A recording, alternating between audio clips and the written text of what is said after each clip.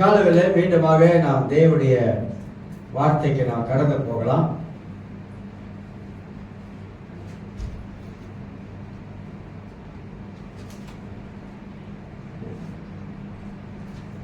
ஆவிக்குரிய ஒரு மனிதனை குறித்து நாம் பேசிக்கொண்டு வருகிறோம்.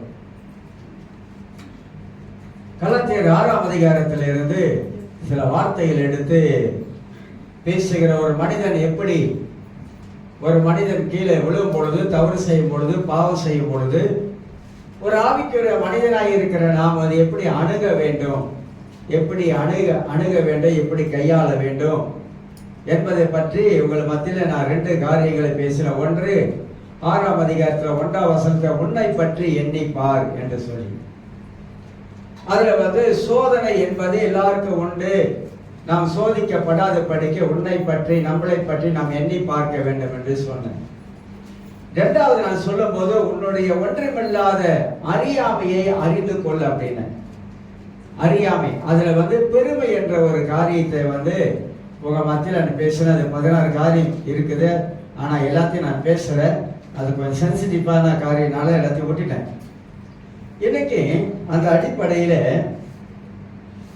20 காரியங்களை உங்களுக்கு நான் எடுத்து காட்ட போறேன். இது கலாத்தியர் 6ஆம் அதிகாரத்தில் இருந்து தான் உங்களுக்கு நான் எடுத்து காட்டுகிறேன். ஆவிக்குரிய மனிதனை குறித்து இன்னும் கலாத்தியர் 6ஆம் அதிகாரத்தில் இன்னும் 4 காரியங்கள் அது உள்ள அடக்கப்பட்டு இருக்கிறது. ஆவிக்குரிய மனிதன் என்று நாம் ஒரு பெயரை வைத்திருக்கிறோம். வேதமோ நமக்கு ஒரு பெயரை வைத்திருக்கிறது. நாம் எல்லாருமாக ஒரு ஆவிக்குரிய மனிதர்கள் என்று சொல்லி. ஏன் நாம் ஆவிக்குரிய மனிதர்கள் என்று வேதம் நமக்கு சொல்லப்படுது என்று சொன்னாக்கா, ஆண்டவராக இயேசுவை நம்முடைய வாழ்க்கையில சொந்த தெய்வமாக இரட்சகரா ஏற்றுக்கொண்ட உடைய வாழ்க்கையில வளர்ச்சி என்ற ஒரு படி இருக்குது. நாம் வளர்ந்து வருகிற ஒரு படி இருக்குது. கர்த்தருடைய வசனத்தை கேட்கிற வாழ்க்கையில நாம நாளுக்கு நாள் வளர வேண்டிய அவசியமா இருப்பதை குறித்து நாம் அறிந்து கொள்ளுகிறோம். அந்த வளர்ச்சியின் படியில தான் ஒரு ஆவிக்குரிய மனிதனாக நாம் வாழ்வது அவசியம் என்பதை நாம் விளங்கிக் கொள்ளுகிறோம். இந்த ஆவிக்குரிய மனிதன் ஒரு நாள்ல உண்டாகிற ஒரு காரியம் கிடையாது. ஒரே நாள்ல ஒரு ஆவிக்குரிய மனிதனாக நான் மாறி விடுவது கிடையாது. ஆனா ஆவிக்குரிய மனிதனாக நாம் வருவதற்கு நம்ம ஒவ்வொரு நாளும் நம்முடைய வாழ்க்கையில வேத வசனங்களை நாம் வாசிக்கும் போது, வேத வசனங்களை நாம் கை கொள்ளும் பொழுது, வேத வசனத்தின் அடிப்படையில் நாம் கீழ்ப்படியும் பொழுது நம்முடைய ஆவிக்குரிய தன்மையாகப்பட்டது மாற்றம் அடையக்கூடியதாக காணப்படுகிறது. ஆவிக்குரிய மனிதனாக வாழ்வதற்கு என்று சொல்லி நாம் அறிந்து கொள்ளுகிறோம். 20 காரியங்களை நான் உங்களுக்கு எடுத்து காட்ட பிரயாசப்படுகிறேன். கலாத்தியர் 6ஆம் அதிகாரத்தின் அடிப்படையில் முதலாவதாக, பிரச்சனைகளை பார்த்து ஓடி போகிறவன் ஒரு ஆவிக்குரிய மனிதனே கிடையாது. மனித வாழ்க்கையில பிரச்சனைகளை பார்த்து, சில பேர் சொல்லுவாங்க, நிறைய பேர் பிரச்சனைகளை கண்டு தங்களுடைய வாழ்க்கையில ஆண்டவரே வேணான்னு ஓடிடுறாங்க. அப்படிப்பட்ட ஆட்கள் இருக்காங்க. பிரச்சனைகளை பார்த்து ஓடி போகிற மனிதன் அல்ல ஆவிக்குரியவன். பிரச்சனைகளை கண்டு, பிரச்சனை வரும் பொழுது பிரச்சனைகளை எதிர்த்து நிற்கிற மனிதன் தான் ஒரு ஆவிக்குரிய மனிதன் என்பதை நாம் நன்றாக அறிந்து கொள்ள வேண்டும். ஏன் மனிதனுக்கு பிரச்சனை வருகிறது என்றால், நம்முடைய ஆண்டவர் பல விதங்களில் ஆவிக்குரிய வாழ்க்கையில உருவாக்குவதற்கு நாம் உருவாக்கப்பட வேண்டும். நம்முடைய கிறிஸ்துவ வாழ்க்கை கட்டப்படுவதற்கு, உருவாக்கப்படுவதற்கு நம்மளை நாம் எந்த அளவுக்கு ஆண்டவருடைய சமூகத்தில் நம்மளை அர்ப்பணிக்கிறோமோ அல்லது ஒப்பு கொடுக்கிறோமோ அந்த அளவுக்கு பரிசுத்த ஆவியானவர் நம்முடைய ஆவிக்குரிய மனிதனை, உள்ளான மனிதனை நம்மளை மோல்டு பண்ணுவார். எப்போதுமே நம்ம மோல்டு பண்ணிக்கொண்டே இருப்பாரு. நாம் வணைந்து கொடுக்க உள்ளாய் இருக்கிற மனுஷனாகப்பட்டவன் நம்முடைய வாழ்க்கையில அவன் ஒரு ஆவிக்குரிய நல்ல மனிதனாக அவன் வாழக்கூடியவனாக காணப்படுவான் என்பதை நாம் விளங்கிக் கொள்ள வேண்டும். உலகத்திலே கிறிஸ்தவர்கள் எல்லாருமாக பெரும்பாலும் பார்த்தீங்கன்னாக்கா மாச கிறிஸ்தவர்கள் அதிகமாக இருக்கிறார் என்பதை குறித்து நீங்க ரோமர் 8ஆம் அதிகாரத்துல வாசிக்கலாம். நாம் பல முறை அதெல்லாம் எடுத்து நம்ம காட்டி இருக்கிறோம்.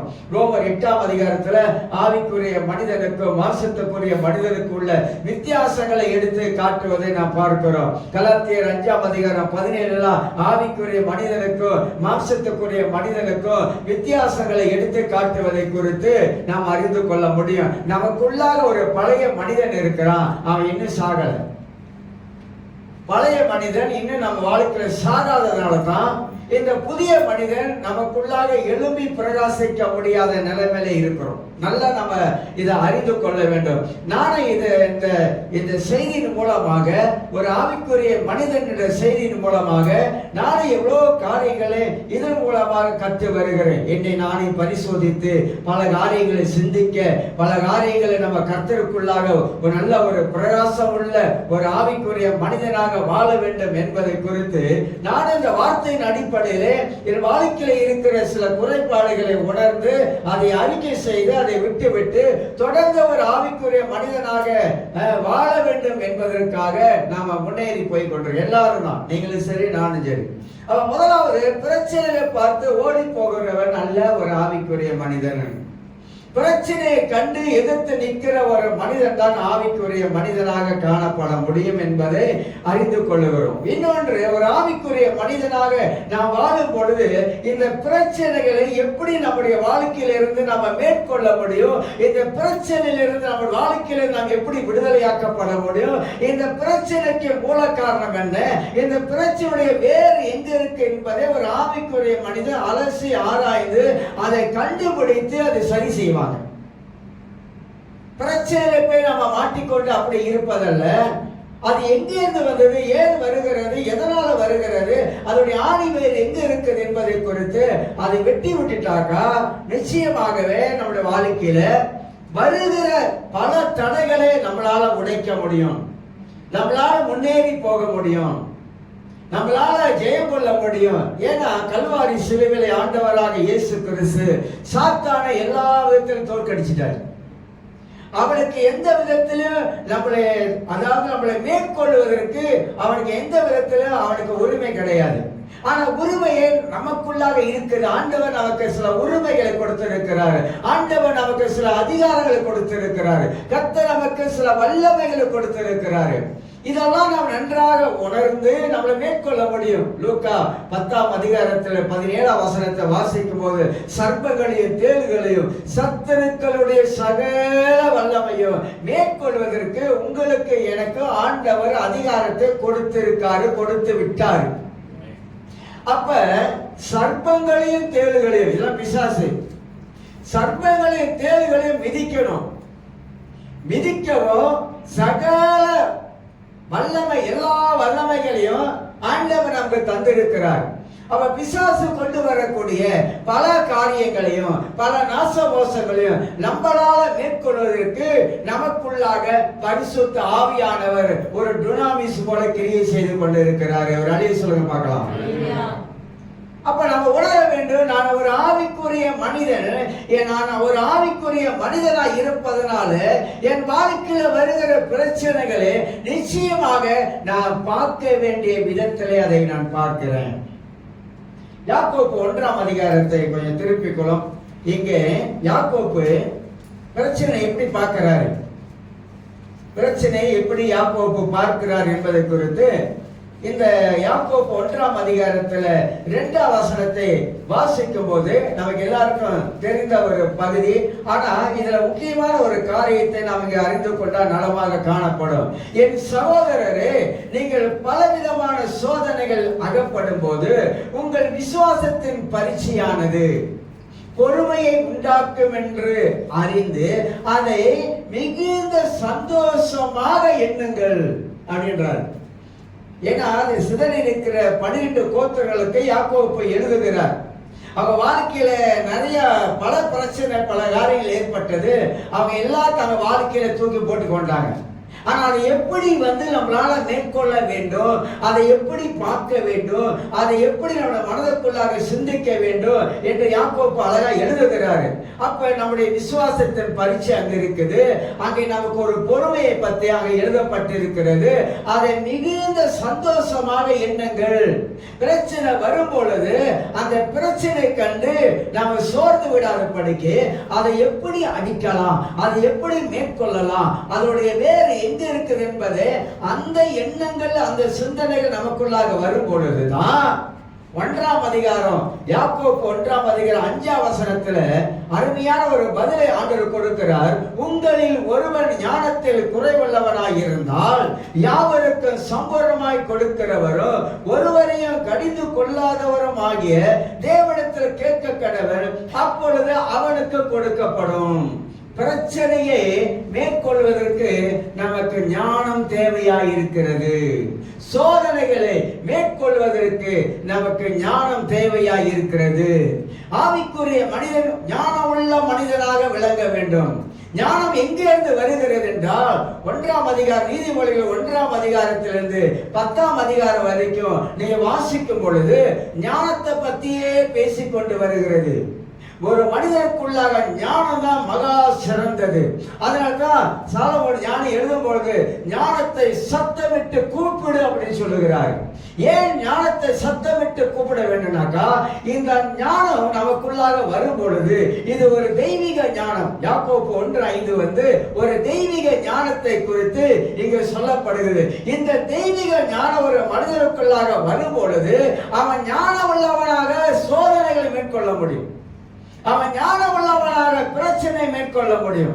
அவன் ஞானம் உள்ளவனாக தேவ சமூகத்தில் பொறுமையாய் இருக்க முடியும். அவன் ஞானம் உள்ளவனாக சாத்தானுடைய அடையாளங்களை அவனால் கண்டு கொள்ள முடியும். அதனால்தான் மனிதனுக்கு ஞானம் அவசியம். சாலமோனை பத்தி எல்லாருக்கும் தெரியும். சாலமோனை தேடி நிறைய பேர் வந்தாங்க. தென்கிழக்கு ஆசியால இருந்து நிறைய பேர் ராஜேஸ்வரி பெண்ணாகிய அவனை பார்க்க வரல. அவனுக்குள்ள இருக்கிற ஞானம் எப்படிப்பட்ட ஒரு ஞானம், சாலமோனுக்குள்ளாக எப்படிப்பட்ட ஒரு தெய்வீக ஞானம் வேலை செய்தது என்பது அந்த ஞானத்தை அறிந்து கொள்வதற்காக பல தேசத்தில் இருந்த மக்கள் சாலமோனை தேடி வந்தாங்க, வெகுமதிகளை கொடுத்தாங்க. ஞானம் சிறந்ததுங்க. ஞானம் உள்ள மனிதனான அந்த உலகத்துல வாழ்வது ரொம்ப ரொம்ப அவசியமா இருக்குது. ஆவிக்குரிய மனிதனுக்கு தெய்வீக ஞானம் நமக்கு ரொம்ப ரொம்ப அவசியமானது ஒன்று என்பதை நாம் எல்லாருமாக அறிந்து கொள்ள வேண்டும். அந்த பிரச்சனைகளை பார்த்து ஓடி போகிற ஒரு மனிதன், பிரச்சனையை பார்த்து துவண்டு போகிற மனிதன், பிரச்சனையை பார்த்து அவன் தேவ சமூகத்தில் முழுவதுக்கிற ஒரு மனிதன், பிரச்சனையை கண்டு கோழையாக இருக்கிற மனிதன் ஆவிக்குரிய மனிதனாக வாழ முடியாது.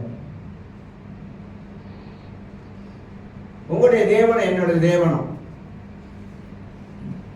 எல்லாவற்றையும் தோற்கடித்தவர், எல்லாவற்றையும் ஜெயம் கொண்டவர். நம்ம நம்புகிற விசுவாசிக்கிற ஆண்டவராக இயேசு கிறிஸ்து மெய்யான தேவன். தாய் சொல்கிறார், தகப்பன தாயை கைவிட்டால் கர்த்தரை சேர்த்துக் கொள்வார். உலகத்தில் எல்லாரும் உங்களை கைவிடலாம், எல்லா மனிதர்களும் கைவிடலாம். ஆனா கர்த்தர் ஒரு நாள் நம்முடைய வாழ்க்கையில அவர் கைவிட மாட்டார். கைவிடாத கர்த்தர் பழைய ஏற்பாட்டுல புதிய ஏற்பாடுல அப்படிதான். தேவன் நம்ம கைவிட மாட்டாரு. ஆனா வாழ்க்கையில போராட்டம் இருக்கும். ஏன் போராட்டம் இருக்குன்னா, போராட்டம் இல்லாத கிறிஸ்துவ வாழ்க்கை மண்ணாங்கட்டி வாழ்க்கை.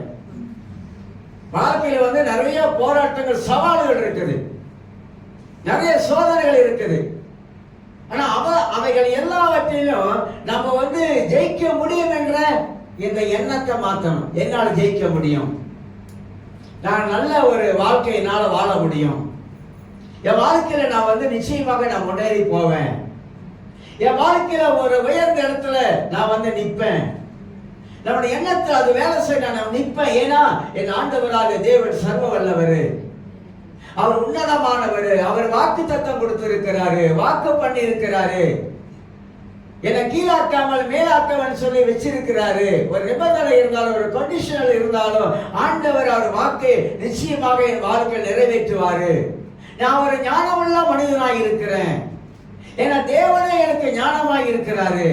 இதெல்லாம் கடவுளுடைய வார்த்தை, பைபிள்ல இருந்து தேவனுடைய வார்த்தைகள் எடுத்து அவருடைய வாக்கு தத்தங்களை, வார்த்தைகளை நம்முடைய வாழ்க்கையில அதிகமாக நாம் சிந்திக்கும் பொழுது, சிந்திக்க சிந்திக்க நம்ம யோசிக்க யோசிக்க யோசிக்க நாம் ஒரு சிறந்த ஒரு ஆவிக்குரிய மனிதனாக வாழ முடியும்.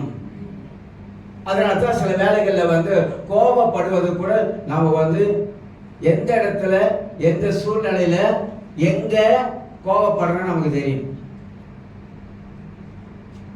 ஒரு கூட்டத்தில் போயிட்டு நம்ம நின்றுகிட்டு ஒரு கூட்டத்துல நின்று ஒரு ஆவிக்குரிய மனிதனா நம்ம வெளிப்படுத்த முடியாம சில வேலைகள்ல வந்து சில கோபங்கள் என்ன ஆயிருனாக்கா 10 பேர் இருக்கிற மத்தியில நம்ம கோபத்தை காட்டிட்டோம்னாக்கா 10 பேர் நம்மளை யாருன்னு பார்த்துருவாங்க. ரொம்ப கவனமா இருக்கணுங்க கர்த்தருடைய பிள்ளைங்க.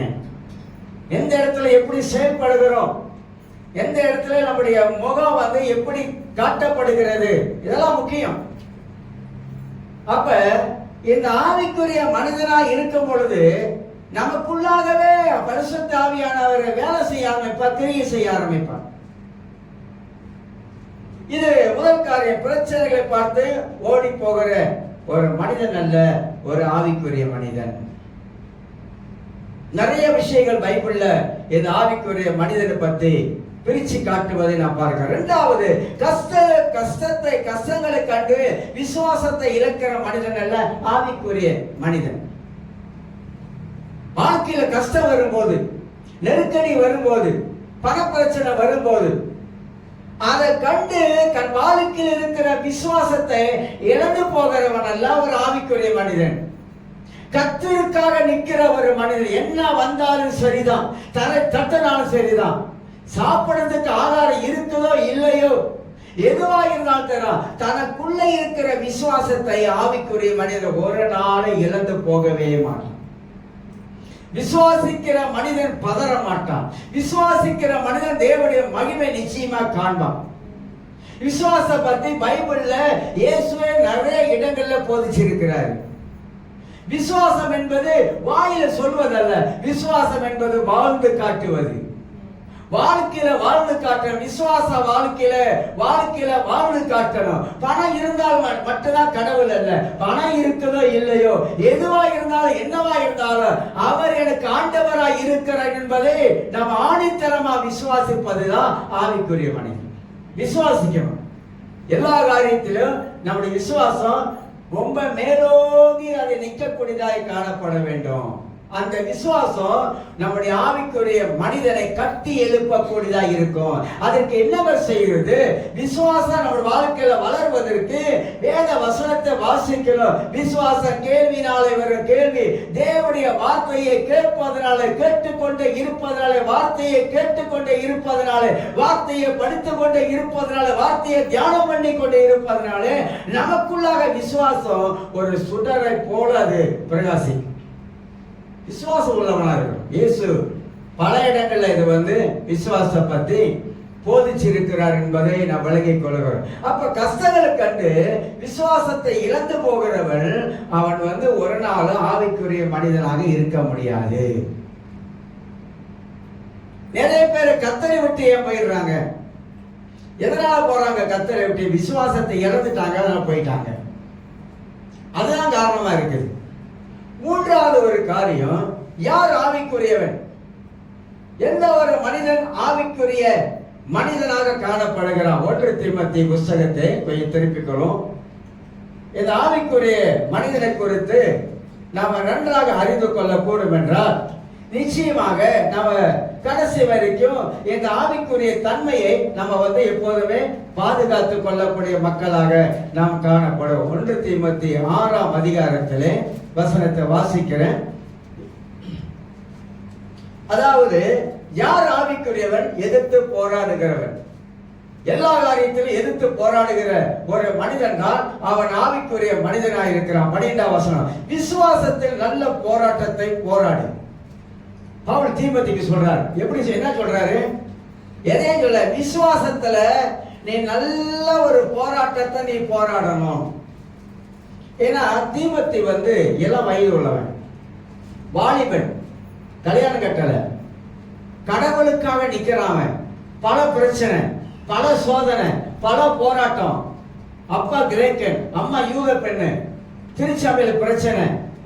என்ன பிரச்சனை? அப்பா யூதரா இருக்கிறான், கலப்பு திருமணம். அந்த காலத்துல யூதர்கள் இதெல்லாம் ரொம்ப பிரச்சனை கொண்டு வந்தாங்க. கலப்பு திருமணம். அவன் சோர்ந்து போயிட்டான். ரொம்ப பிரச்சனை அதிகமா வந்ததுனால ரொம்ப சோறு வந்துருச்சு. பவுல் வந்து அழகா தீமோத்தேயுக்கு சில வார்த்தைகளை சொல்லி உற்சாகப்படுத்துகிறார். 1 தீமோத்தேயு 2 தீமோத்தேயுலாம் தீமோத்தேயுக்கு பவுல் சில நல்ல வார்த்தைகளை சொல்லி உற்சாகப்படுத்துகிற காரியம் தான் இந்த நிருபத்தை நாம் வாசிக்கிறோம். அப்ப வசனம் சொல்லுகிறது, விசுவாசத்தில் நல்ல போராட்டத்தை போராடு சொல்லிட்டு சொல்றாரு. நித்திய ஜீவனை பற்றிக்கொள், அதற்காகவே நீ அழைக்கப்பட்டார். அநேக சாட்சிகளுக்கு முன்பாக நல்ல அறிக்கை பண்ணுகிறவனமாய் இருக்கிறாய். நீ எதற்காக அழைக்கப்பட்டாய் என்பதை தீமோத்தேயு நன்றாக அறிந்து கொள். ஆண்டவர் உன்னை எதற்காக அழைத்தார்? இந்த ஊழியத்துக்கு உன்னை எதற்காக அழைத்தார்? நீ சொகுசா இருப்பதற்காக அந்த ஊழியத்துக்கு கர்த்தர் உன்னை அழைக்கல. ஊழியத்துக்கு அழைத்த நீ, ஊழியத்துக்கு வந்த, ஊழியத்தில் கால் வைத்திருக்க ஒரு வாழ்க்கையில நிறைய போராட்டங்கள் இருக்கும், நிறைய சோதனைகள் இருக்கும், நிறைய பிரச்சனைகள் காணப்படும். ஆனா உன்னுடைய விசுவாசத்துல நல்ல போராட்டத்தை நீ போராடணும். அப்படி போராடுறோமாங்க இன்னைக்கு நம்முடைய வாழ்க்கையில விசுவாசத்துல நின்று போராடுறோமா? போராட்டமான வாழ்க்கை வரும்போது விசுவாசம் நமக்கு இருக்குதா அல்லது இல்லாமல் மறைந்து போகுதா? அதற்காக அழைக்கப்பட்டா உனக்கு ஒரு நித்திய ஜீவனை கர்த்தர் வச்சிருக்கிறார், ஒரு முடிவில்லாத வாழ்க்கையை வச்சிருக்கிறார். அப்ப நீ அழைக்கப்பட்ட அழைப்பை நீ உணர்ந்து கொள். அந்த அழைப்புல பலவிதமான சோதனைகளும் பிரச்சனைகள் வரும்போது நீ நிக்க பழக வேண்டும். எல்லாரும் நம்ம நிக்க பழகணும். சொல்லுங்க, நம்ம நிக்க பழகணும். நிக்க பழகணும். என்ன வந்தாலும் சரிதான், நிக்க பழகணும். இயேசுவுக்காக நிக்க பழகணும். வாழ்க்கையில என்ன காரியம் வாழ்க்கையில பிசாசு கொண்டு வந்து வச்சாலும் தெரியுதா, நம்ம வாழ்க்கையில நிக்க பழகணும். ஒரு யோபு போல நிக்க பழகணும். யோபுக்கு வந்த பலவிதமான சோதனைகள், தனிப்பட்டவனாக ஒதுக்கப்பட்டான். நமக்கு எல்லாருக்கும் தெரிந்த சம்பவம். ஆனா நான் என்ன சொல்ல வருகிறேன்னா, அந்த யோபுக்குள்ள இருக்கிற அந்த விசுவாசம், அந்த யோபு எப்படி தேவனை பார்க்கிறவனாக இருந்தா, அவனுடைய மனநிலை எந்த அளவுக்கு பாதிக்கப்பட்டு இருக்கும், அவன் எந்த அளவுக்கு சோர்ந்து போனவனா காணப்படுவான். கூட இருந்த நண்பர்கள் யோபுவை பார்த்து நிறைய குறை பேசினாங்க. ஆனா யோபு எந்த விதத்திலும் பாவம் செய்யல. அதுதாங்க மற்றவங்க நான் சொல்றேன், தெரியாம எதுவும் சொல்லிடக்கூடாது. ஏன்னா அது அவனுக்கு தேவனாலே அனுமதிக்கப்பட்ட சோதனை. அப்ப அவன் ஒரு நல்ல ஒரு ஆவிக்குரிய மனிதனாக இருந்ததுனால தான் அத்தனை சோதனைகளையும் அவன் வாழ்க்கையில் அவன் தாங்கிக் கொள்ளக்கூடிய பலன் சக்தி அவனுக்கு இருந்தது. அது மட்டுமல்ல, அவன் கடவுளையே தேடுகிறவனாகிறான். உள்ளத்துல பல காரியம் இருந்தாலும் ஆனா தேவன் அவன் விடலையே, கடவுளை அவன் விட்டு விலகி போகலையே. அதுதான் முக்கியமான ஒரு காரியம். அதனால பிரச்சனைகளை யார் ஆவிக்குரியவன்? எதிர்த்து போராடுகிறவன். எல்லா விதத்திலையும் எதிர்த்து போராடக்கூடியவனாக அவன் காணப்பட வேண்டும். 4வது காரியமாக, பிரச்சனையை பார்த்து மனம் தளராதிருப்பவன் ஆவிக்குரியவன். வசனங்களை உங்களுக்கு வாசித்து காட்டுகிறேன். 112ஆம் சங்கீதத்தை கொஞ்சம் திருப்பிக் கொள்ளும். பிரச்சனையை கண்டு மனம் தளராதிருப்பவன். சில பிரச்சனை கண்டு ரொம்ப மனம் தளர்ந்து சோர்ந்து போய் பெரிய ஒரு ரஜினா கப்பலே கவுந்து போன மாதிரி ரொம்ப சோகத்துல மூழ்கி அப்படி இருப்பாங்க. முகத்துல ஒரு கலையை பார்க்க முடியாது, முகத்துல ஒரு செழிப்பை பார்க்க முடியாது. அவங்க குரல்ல கூட நீங்க பார்த்தீங்கன்னா உற்சாகமான வார்த்தைகள் வராது. அப்படி சோர்ந்து போய் துவண்டு போய் அப்படியே கப்பலே கவுந்து போன மாதிரி அப்படியே இருப்பாங்க. ஆனா வசனம் என்ன சொல்லுது தெரியுங்களா? வாசிக்கிறேன், 7ஆம் வசனம் 8ஆம் வசனம் வாசிக்கிறேன். துர்ச்செய்தியை கேட்கிறதினால் பயப்படான். கெட்ட செய்தியை கேட்கிறீங்களா? பயப்படாதீங்க. என்ன உங்களுக்கு உங்க காதுல கெட்ட செய்தி வருது, பயப்படாதீங்க. உங்க தேவன் உங்க பக்கத்துல தான் இருக்காரு. உங்க தேவன் உங்களுக்குள்ளதான் இருக்கிறார். துர்ச்செய்தியை கேட்பதினாலே பயப்படால், அவன் இருதய கர்த்தரை நம்பி திடனாய் இருக்கும். என்ன செய்தி வந்தாலும் அவன் பயப்படாத படிக்கு அவனுடைய இருதயம் எப்படி இருக்குதா, அவன் இருதயம் கர்த்தரை நம்பி திடனாய் இருக்கும். 8ஆம் வசனம் பாருங்க, அழகா சொல்லுது, அவன் இருதயம் உறுதியா இருக்கும். உறுதி உள்ள ஒரு இருதயம். இருதயம் எப்படி இருக்கணும்? உறுதியா நிக்கணும். இல்ல கர்த்தர் நிச்சயமா நடத்துவாரு, இல்ல கர்த்தர் இருக்கிறாரு, அறிக்கை சரியா செய்யணும். சொல்லுகிற வார்த்தையெல்லாம் கடவுளுடைய வார்த்தையா இருக்கணும். பைபிள்ல ஒவ்வொரு மனிதனுடைய வாழ்க்கை சரித்திரம் பின்னணி படிச்சு பாத்தீங்கன்னா, அவங்க கஷ்டப்பட்டவங்கள நம்ம கஷ்டப்படல. ஆனா அவங்க கடந்து வந்த பாதைகள்லாம் வேற. ஒரு யோசிப்பு இருப்போமா சொல்லுங்க. குடும்பத்திலே பிரச்சனை, அண்ணன் தம்பியே பொறாமை. அவனுக்கு ஆண்டவர் சில கிஃப்ட் கொடுத்திருக்கிறாரு. அவன் ஒரு ஆவிக்குரிய மனிதன். குடும்பத்துல மத்தவெல்லாம் மாம்சத்துக்குரியவனுங்க.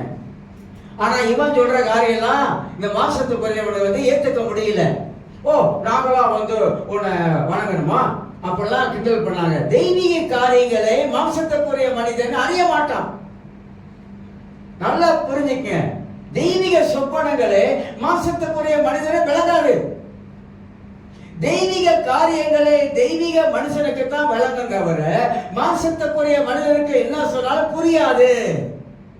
அது விளங்காமலே காணப்படும். ஆனா யோசேப்பு ஒரு நல்ல ஒரு ஆவிக்குரிய மனிதனாக இருந்தா கர்த்தர் அவன் எதிர்காலத்தை காட்டுகிறார். உன் எதிர்காலம் யோசேப்பே, உன் எதிர்காலம் இப்படிதான் இருக்கும். நம்ம எதிர்காலத்தை கர்த்தர் நிர்ணயிச்சு வச்சிருக்கிறாருங்க, நிர்ணயிச்சு வச்சிருக்கிறார். தீர்மானங்கள் நம்ம வாழ்க்கையில சரியா இருக்கணும். அந்த தீர்மானத்துல தான் இருக்கு வாழ்க்கையே. நிறைய பேர் சரியான தீர்மானங்கள் எடுப்பதில்லை, அதனால வாழ்க்கை தடம் புரண்டு போயிருது. நல்ல தீர்மானங்கள் பைபிள்ல இருக்குது. ஒரு மோசே ஒரு நல்ல தீர்மானம் எடுத்தான். அரண்மனை வாழ்க்கை வேண்டாம், ஜனங்களோட துன்பத்தை அனுபவிப்பதை யாராவது தெரிந்து கொள்ளுமா? அரண்மனை வாழ்க்கையை விட்டுட்டு கையை தட்டினா வெங்கல தட்டு வரும், சாப்பாட்டுக்கு உறைவில்லை. என்ன அரண்மனை வாழ்க்கை? அதே வேணான்ட்டான். ஏன்? பாவ சந்தோஷமான அனித்தியமான பாவ சந்தோஷமான வாழ்க்கையை வெறுத்துட்டான். வேணாம் அந்த வாழ்க்கை எனக்கு. அப்ப அவன் தீர்மானித்த காரியங்கள் அருமையான காரியம். அப்ப மனித வாழ்க்கையில நாம் எதை சரியாக நம்முடைய வாழ்க்கையில நாம் தீர்மானிக்கிறோமோ அந்த தீர்மானம் தான் நம்முடைய வாழ்க்கையை உச்சகட்டத்துக்கு கொண்டு போகும்.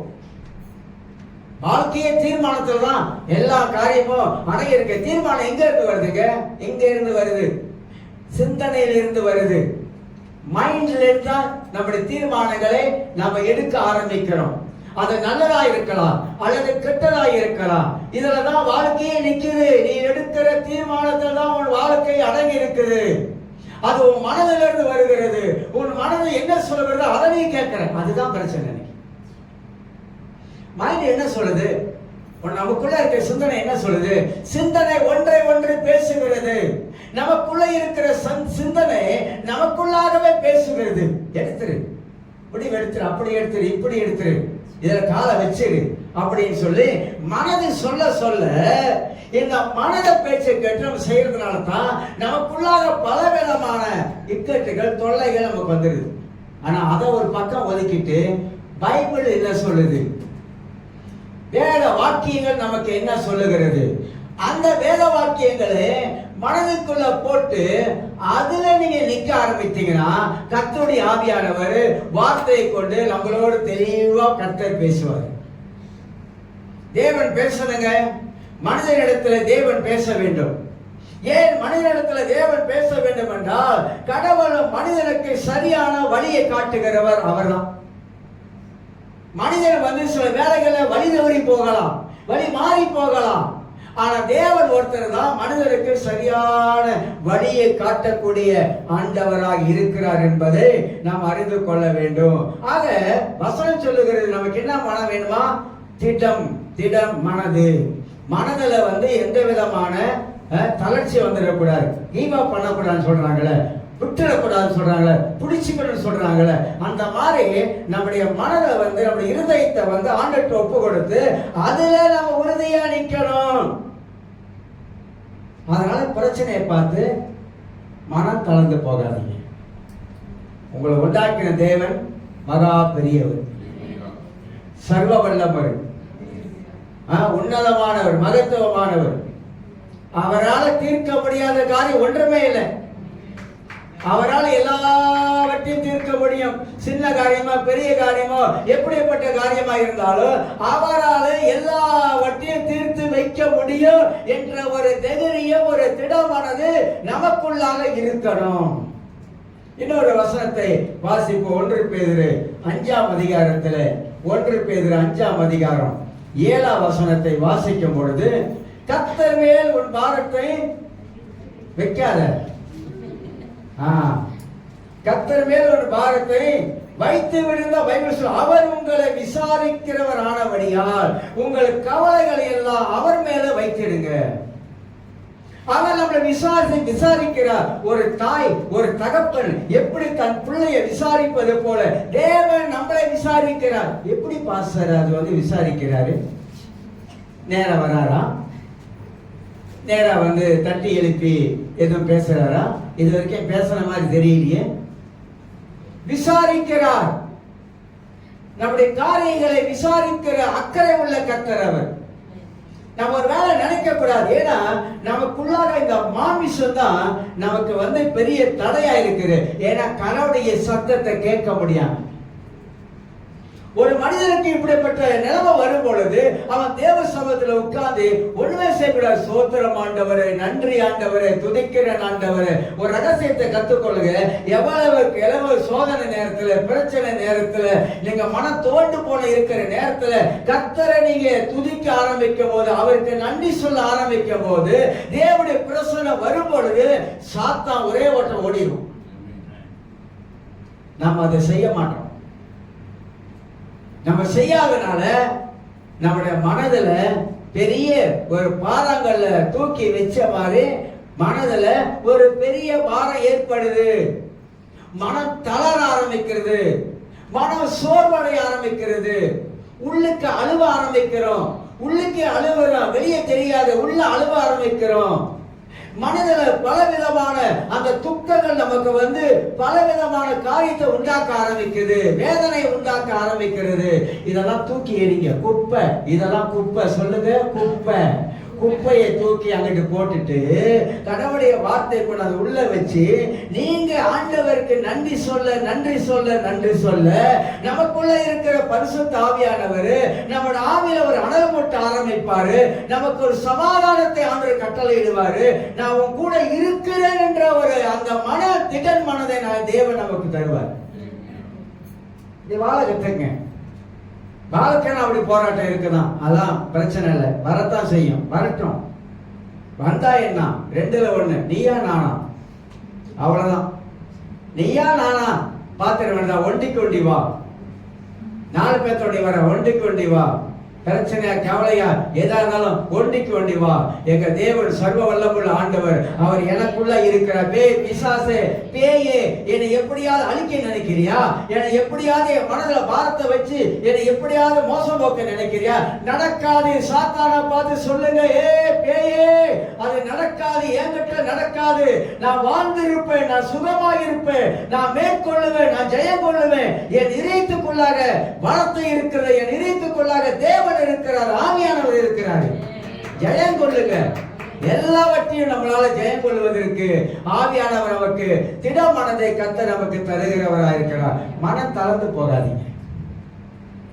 பழைய ஏற்பாடு வசனங்களும் புதிய ஏற்பாடு வசனங்களும் அந்த அளவுக்கு நமக்கு வார்த்தையை தந்து கொண்டே இருக்கு. தடைகளை உடைக்கிற கர்த்தர் நமக்கு முன்பாக சொல்கிறார். என்ன தடைங்க உங்க வாழ்க்கையில? என்ன தடை? தடையை பார்த்து பேசியிருக்கீங்களா? தடையை பார்த்து சொல்லி, என் பக்கம் வராத, குறுக்க வராத சொல்லியிருக்கீங்களா? குறுக்க வராத, போ, விலகு போ, விலகு போ, விலகு. தடையை கொண்டு வர ஆவியெல்லாம் உடைக்கணுங்க. பணத்துல தடையா இருக்குதா? வேலையில தடையா இருக்குதா? வாழ்க்கையில தடையா இருக்குதா? குடும்பத்துல தடையா இருக்குதா? எந்த விஷயத்துல உங்க வாழ்க்கையில தடையா இருக்குதோ இயேசுவின் நாமத்தினாலே அந்த தடையை பார்த்து பேச அடிச்சு உடைங்க. அதை விட்டுட்டு நம்ம என்ன பண்றோம்? அதை விட்டு என்ன செய்யறோம்? பிசாசு கெட்டிக்காரன். இந்த ஆதியாகமம் 3:1 தந்திரம் உள்ளவன் போட்டிருக்கு, தந்திரம் உள்ளவன். ஆனா அதே மூல வார்த்தையில, எபிரேயர் வார்த்தையில அறிவுள்ளவன், ஞானம் உள்ளவன். தந்திரம் உள்ளவன் இல்ல, அறிவுள்ளவன், ஞானம் உள்ளவன். அதனால தான் அவன் போலியான ஞானத்தையும் அறிய வைத்து நம்மளை தந்துறான். நிறைய காதல போடுறான், போடக்கூடாதுலாம் காதல போடுறான். நம்மளும் ஆமாவா ஆமாவா ஆமாவா ஓ ஓ அப்படின்னு நம்ம அதே சொல்லி சொல்லி சொல்லி அவன் சொல்ல அவன் பேச்சை கேட்டுக்கிட்டு ஊங்கட்டம் தெரியுமா பிடிச்சான். பிடிக்கக்கூடாத இடத்த பிடிச்சிடறான். அப்புறம் பிடிச்ச பிற்பாடு அங்க உட்கார்ந்துக்கிறான். அங்க உட்கார்ந்துக்கிட்ட ஒரு நாற்காலியை போட்டுறான். ஒரு நாற்காலியை போட்டு சிம்மாசனத்தை ஒன்று அமைச்சுக்கிறான். அங்க அமைச்சிட்டு நம்மளை அவன் ஆட்டி படைக்கிறான், நம்மளை ஆளுகை செய்கிறான். ஏன்னா அவன் பேச்சுக்கு நம்ம ஊங்கட்டனதுனாலதான். அதனால ஊங்கட்டாதீங்க, கடவுளுடைய வார்த்தையை சொல்லி அடிச்சு விரட்டுங்க, சாத்தானை விரட்டுங்க, பிசாசை விரட்டுங்க, இடம் கொடுக்காதீங்க, கொஞ்சமா இடம் கொடுக்காதீங்க. பைபிள் சொல்லு கொஞ்சம் கூட ஒரு ஊசி முனை கூட நீங்க இடம் கொடுக்காதீங்க, அறவே இடம் கொடுக்காதீங்க, அணைங்க, எல்லாத்தையும் அணைங்க, அணைச்சு பாருங்க. நாளா ஜெபத்துல 1.5 மணி நேரம், குறைஞ்ச 1.5 மணி நேரம் ஆவிலே ஜெயிப்பேன். ஏன் ஆவிலே ஜெபிக்கிறேனாக்கா, நமக்கு தெரியாதெல்லாம் பரிசுத்த ஆவியானவரே நமக்கு வேண்டுதலை ஏறெடுப்பார். அடிக்கிறது, ஆவியில அடிக்கிறது, அதாவது அந்நிய பாசையில ஜெபம் பண்ணி அடிக்கிறது, எல்லாத்தையும் சுக்குநூறு அடிக்கிறது. அப்புறம் சில விண்ணப்பங்களை ஏறெடுக்கிறது. முதலாவது அடிக்க வேண்டியது அடிச்சாதான் நகர வேண்டியது நகர்ந்து போகும். நம்ம அடிக்க வேண்டியது அடிக்காம விட்டாக்கா நகர வேண்டியது நகராம அப்படியேதான் இருக்கும். அதனால கடவுள் பிள்ளைகள் சத்தியத்திலே வளர்ந்தவராக நல்ல ஒரு ஆவிக்குரிய ஒரு மனிதனாக காணப்படுவது அவசியம். ஆகினால் எனக்கு அருமையாக பிரச்சனையை பார்த்து மனம் தளர்கிறவன் ஆவிக்குரிய மனிதன் கிடையாது. அப்ப பிரச்சனை பார்த்து உங்களுக்கு நீங்களும் மனம் தளர்ந்து போலையா வசந்தி கேட்கலாம். நான் மனம் தளர்ந்து போனதில்லை, மன தைரியம் உள்ளவனாக தேவனுடைய சமூகம் தான் எனக்கு இன்பமானது. எல்லா காரியம் வந்தாலும் போயிட்டு ஜெபிக்க வேண்டியதான். ஜெபந்தான் என் வாழ்க்கையில பலன். நான் கண்டுபிடிச்சது, நான் அறிந்து கொண்டது, ஜெபந்தான் என் வாழ்க்கைக்கு பலன். ஜெபந்தான் என் வாழ்க்கையில கிரியை செய்யும். ஜெபந்தான் என் வாழ்க்கையில எல்லா தடைகளை உடைக்கும். நான் ஜெபத்தை விசுவாசிக்கிறேன். நான் ஜெபத்தை விசுவாசிப்பது மட்டும் இல்ல, நான் ஜெபத்துல தேவனுடைய பிரசன்னத்தை உணர ஆரம்பிக்கிறேன். ஆண்டவர் யார் என்பதை என் வாழ்க்கையில தெளிவாக அறிந்திருக்கிறேன். பவுல் சொல்றார், நான் ஆராதிக்கிற கர்த்தர் இன்னார் என்பதை, எப்படிப்பட்டவர் என்பதை நான் அறிந்து வச்சிருக்கிறேன். அதனால மனம் தளர்ந்து போகாதீங்க, வர்றது வரட்டும். 5வது காரியமா சொல்லி முடிக்கிறேன். 5வது காரியமாக, பிரச்சனைக்கு தீர்வு தருகிறவர் ஒருவர் உண்டு என்பதை விசுவாசிக்கணும். ஆவிக்குரிய மனிதன் என் வாழ்க்கையில என்ன பிரச்சனை வந்தாலும் அதுக்கு தீர்வு தருகிறவர் ஒருவர் உண்டு, அவர் தான் ஆண்டவராக இயேசு கிறிஸ்து. அவர் என் வாழ்க்கையில நிச்சயமாக ஒரு தீர்வை வச்சிருக்கிறார். நிச்சயமாக என் பிரச்சனை தொடராது, என் பிரச்சனைக்கு முடிவு இருக்கு. நீதிமொழிகள் அழகா வசனம் இருக்குங்க. கொஞ்ச காலம் தாங்க, ஆனா பிரச்சனைக்கு முடிவு இருக்கு. முடிவில்லாத ஒரு பிரச்சனை நம்ம வாழ்கிறது அல்ல. ஆனா கர்த்தரோட வாழ்க்கையில இந்த முடிவை கொண்டு வைப்பதற்கு என்ன தேவை? நமக்குள்ளாக இருக்கிற விசுவாசம். நிச்சயமாக பைபிள் சொல்றது முடிவு உண்டு. எல்லாத்துக்கும் நிச்சயமாக ஒரு முடிவை கர்த்தர் கொண்டு வைக்கிறவராய் இருக்கிறார். ஆக எனக்கு அருமையானவர்களே, யார் ஆவிக்குரிய மனிதன்? ஆவிக்குரிய மனிதன் ஆவிக்குரிய சிந்தை உள்ளவனாய் இருக்கான். யார் ஆவிக்குரிய மனிதன்? ஆவிக்குரிய மனிதன் மனம் தளராத மனிதனாய் காணப்படுவான். யார் ஆவிக்குரிய மனிதன்? வேத சத்தியங்களை அறிந்தவனாய் காணப்படுகிறான் ஆவிக்குரிய மனிதன். யார் ஆவிக்குரிய மனிதன்? தேவன் எப்படிப்பட்டவராக என் வாழ்க்கையில செயல்படுகிறார் என்பதை அறிந்திருக்கிறவன் தான் ஆவிக்குரிய மனிதன். யார் ஆவிக்குரிய மனிதன்? மாம்சத்தின் கிரிகளை வெட்டி எறிகிறவன். யார் ஆவிக்குரிய மனிதன்? தங்கள் வாழ்க்கையில கனிகளை தந்து கொண்டே இருக்கிறவர்கள். யார் ஆவிக்குரிய மனிதர்கள்? நற்கிரிகளை செய்து கொண்டே இருக்கிறவர்கள். இப்படி நான் அடுக்கிட்டே போலாம். நற்கிரிகள் எனக்குள்ளாக வந்து கொண்டே இருக்குது. ஆகினால நான் ஒரு ஆவிக்குரிய மனிதனாக இந்த உலகத்தில் வாழுகிறேன். 3 காரியத்தை மனசுல வைத்துக் கொள்ள வேண்டும். பிசாசு ஆவியா இருக்கிறான், மனிதன் ஆவியா இருக்கிறான், தேவன் ஆவியா இருக்கிறார். ஆவிக்குரிய மனிதன் தேவனோடு ஆவியோடு தொடர்பு கொள்ளுகிறான். ஆவிக்குரிய மனிதன் தேவனோடு அவன் தொடர்பு கொள்ளும் பொழுது அவன் ஆவியின் ரகசியங்களை அறிய ஆரம்பிக்கிறான். அவனுக்கு ஆவிக்குரிய கண்கள் இருக்கிறது, உள்ளான ஆவிக்குரிய கண்கள் இருக்கிறது. அவனுடைய மனம் தெளிவடைய ஆரம்பிக்கிறது. அவன் மனதுக்குள்ளாக ஆவியானவர் கிரியை செய்ய ஆரம்பிக்கிறாரு. அவன் வாழ்க்கையில கர்த்தருடைய ஆவியானவர் கழிக்க வேண்டியதை கழிக்க சொல்லுகிறாரு. அவன் வாழ வேண்டிய சரியான வாழ்க்கையை காட்ட ஆரம்பிக்கிறாரு. அவன் வாழ்க்கையில நாளுக்கு நாள் மாற்றங்கள் பரிசுத்த ஆவியானவர் உண்டு பண்ணி கொண்டே இருக்கிறார். அவன் சிறந்த ஒரு ஆவிக்குரிய மனிதனாக அவன் வாழ ஆரம்பிக்கிறான். எல்லாரும் எழுதியிருக்கிறோம். ஸ்தோத்திரம் ஆண்டவர்.